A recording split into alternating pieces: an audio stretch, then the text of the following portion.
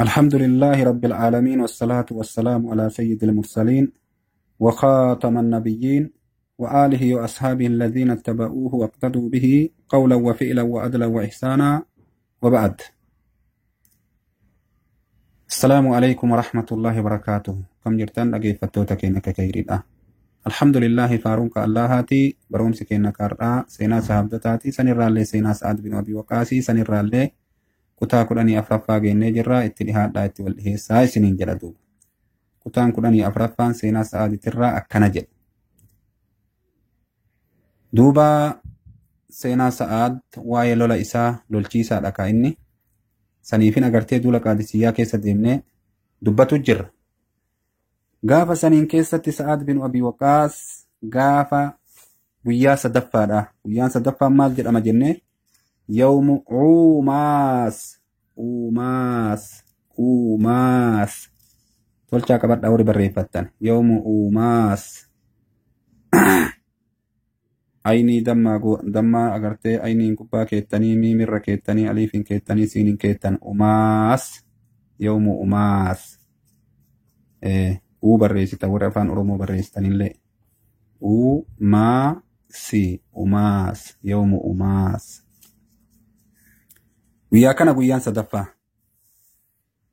Duuba darsii 12ffaa keessatti dubbannee jirra akka arba haarawatti meeshaa isaallee haarawatti dalaydee fi meeshaa durii irra meeshaa biraa ka sibiila irraa tolfame akkasitti agartee sibiila qaama arbaa uffiftee ija malee bakki tokko mul'anne arbarraa.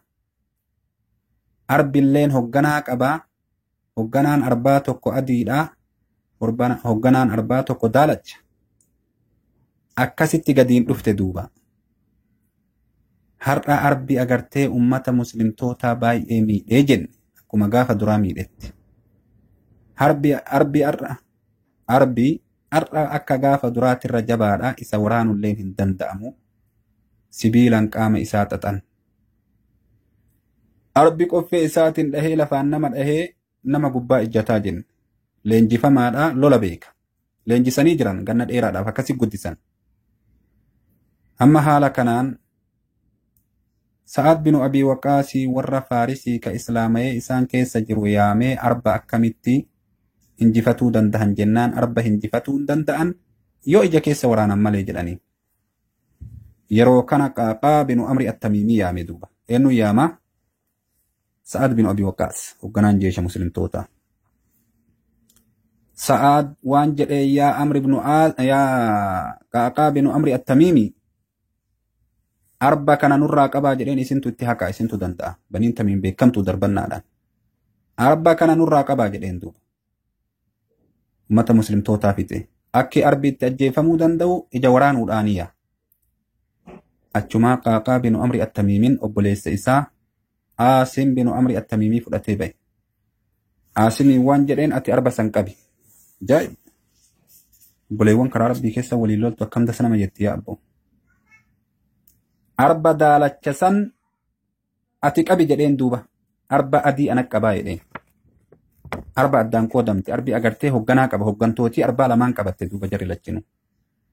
Qaaqalleen arba daalacha hogganaa arbaa. Arbi hogganaa qabaa jenne akkuma namni hogganaa qabutti. Akkuma amiira namni qabutti amiira qaba. Amiira isaa san lamaan ajjeefnu malee akka biraatiin injifachuu hin dandeenyu jedhan duuba. Ummata muslimtootaa fixe ka arbi. Yeroo kana nama tokko fudhatee Qaaqalleen gara arba daalachaatti adiititti qaceele. Arba adii. Aasim obboleessi isaallee nama tokko fudhatee gara arba daalachaatti qaceele. Arba daalachaa Aasimtu itti qaceele. Arba adii Qaaqaa itti qaceele. Jarri lamaan obboleewwan ilmaan abbaa tokkooti. Amma ka agartee warroota xiyya darbatan uf jala naqan duuba. Gosa Tamiimiiti ka martinu. Rabbi irraa haa jaalatu gosti Tamiim faarfamtuu duuba duula keessatti. Qaaqaa bin Amri At-Tamiimiin saahiba isaatitti akeekee yoo angamanaa ija waraane atillee gama ija waraani jedheen eboo qabatanii itti qaceelan. Itti qaceelaniitii duuba warra arba jala deemu warra kaawwantu agartee ka xiyyaan irraa lola. Jarri asii arba laalteetti gadi dhiifte. Wayita Qaaqaan gamanaan ija isaa keessa gadhaabu kunillee achiin ija isaa keessa gadhaabe. Arba agartee ija isaa achumatti lachinuu balleessite. Aasimillee wayita agartee ka arba itti ergame achi inni ija keessa gadhaabu kunillee ija keessa gadhaabe. Nama afuriin namni lama arba tokko. Kun ija bitaa kun ija mirgaa waraanaa kallattii gamaa gamanaatii waliin waraananii bakka biraa ka agartee qaama xaxanii jiran ija callaa mul'isanii dhiisan. Qaamni kun agartee sibiilan xaxame. Wayita arbi akkanaan waraaname arbi oo'ee garagale duuba. Oo'ee garagale. Iji waraaname ka iji jaamte. Wayita ofirra garagale arbi isa jala jiru cufti ka isaan hogganama ofirra garagale duuba. Ummata Faarisii hin daakeere. Biyyee nyaachise duuba. Lafa jala isaan dabarse. Ijaan hin arguu ka jeeshii itti qaceele kana ka qoffee isaatiin dhahaalu kaan irra deema. Daraa godhee duyda duuba deebi'e duuba. Arbi kuuwwan illee akkasi ka agartee ka kuniin waraaname ka gubate akkasitti agartee jeeshii daakaa deema. Arbi 70 meeqa ummata yoo garagale ilaalimee waan inni nama godhu. Haga tokko irraa halaake duuba ummata muslimaa irraa ummata Faarisii haga tokko ni halaake duuba. Arbummaan isaanii jechuudha. Kun tooftaa Sa'ad bin Abi Waqaas baasee Ka'aqaa bin Amri Attamiimin itti fayyadame duuba. Ridwaanullaahi alayhim. Isaan cufarraayyuu Rabbi haa jaalatu. Guyyaan sadaffaan haala kanaan hinjifannoon ni goonfatame duuba. Qissaan biraa ka'e keessatti odeeffamu leencan dhufaniya. Leenca qabattee dhufte ummanni Faarisii leencallee leenjifte. Mootummaa turtu isiniin jedhe mootummaan tun.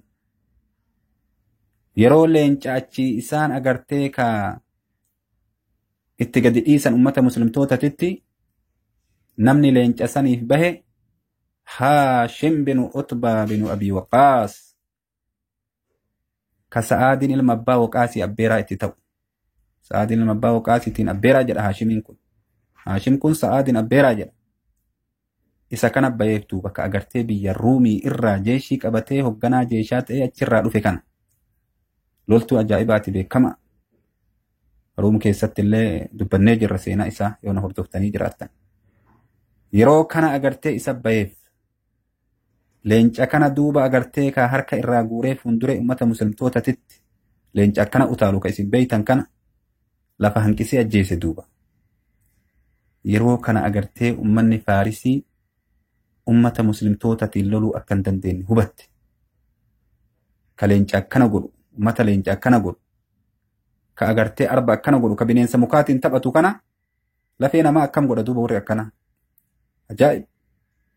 Haala kanaan agartee guyyaa kana injifannoo goonfate ummanni muslimtootaa. Arba deebisuun kun baay'ee ummata muslimtootaa gargaare. Nama wal beekanii waliin loluu danda'anii bineensa mukaan beekanii loluu ni danda'an duuba. Nama tokko malee ka akka agartee Qa'aqaa ka Rabbiin itti rahmata godhee fi itti wakkalee kana malee namni kuuwwan ka eenyu dandaaree arba. Bineensa mukaa jechuudha. Haala kanaan guyyaa kana lolli itti dhaabbate duuba. Lolli guyyaa kana itti fufe. Haga lafti dhiitee borumtaa bariitee borumtaa zuhuriin ga'utti lolli hin dhaabanne. Sa'atii 24 walitti dhaabate waraanni ka guyyaa sadaffaadha. Guyyaa sadaffaan akkasumatti lolamaa oolee akkasuma lolamaa bulee akkasumatti guyyaan afuraffaalleen itti deeme osoo addaan hin citin osoo haran baafatiin waraana. Guyyaan kun guyyaa lolas hin irraanfatamneeti taarika islaamatii fi taarika Faarisii keessatti illee. Allahu akbar. Ummanni muslimtoota Allahu akbar, Allahu akbar, Allahu akbar, Allahu akbar akkana godhatan jedhan sagaleen isaanii. Hafuurri cite ufi immoo afaaniin hin cal'isan Allahu akbariin dhiisan. Faarisni ajaa'ibte. Maali ummanni akkana ka afaan isaanii walitti hin deebine ka seefin isaanii namarraan dhaabban.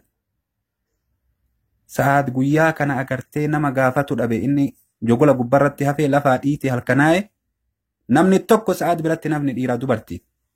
Micaa xiqqashoo ganna 7 Sa'aadin biratti hafe. Micaa ganna 7 ka umriin isaa ganna 7 afaan jiru jedha. Sa'aad nama waraana kana gaafa ture eenyuma dubbii kana hima. Niitiin isaallee kutte. Dubartiin guutuun itti seente duuba waraana. Akkam haa godharre. Sa'aad nama gaafatu dhabe. Gizee guyyaadhaa lafti raareedhaa ofii ilaalee argaa achi gubbarra. Cirraa gadi ajaja. Jidduu isaatii fi jidduu agartee jeeshii nama deemu jira. Niitii isaatiin agartee ka akkay godhaa jedhiin jedha. Amma namni tokko biratti nafne micaa daa'ima malee. Micaa daa'ima kana ergate waan ta'u dhabe. Mee micaa deemi ilaali jedheen maalitti jira. Deemee dhaqee ilaalee micaan ummata seefi morma walirraa guuru kana achi ay deebi'ee waan jedheen taphatu jiran jedheen. Allahu akbar. Taphatu jiran jedheen ummanni hin taphata. Ol utaalanii akkana taphatan jedheen. Allahu akbar jedhe sa'aat duuba. Tabaa miti sun yaa ilmoo kiyya jedheen. Akkasii duuba insha Allahu ta'ala seenaa kana garatti aanutti dubbanna yoo rabbiin alamaa fedhe.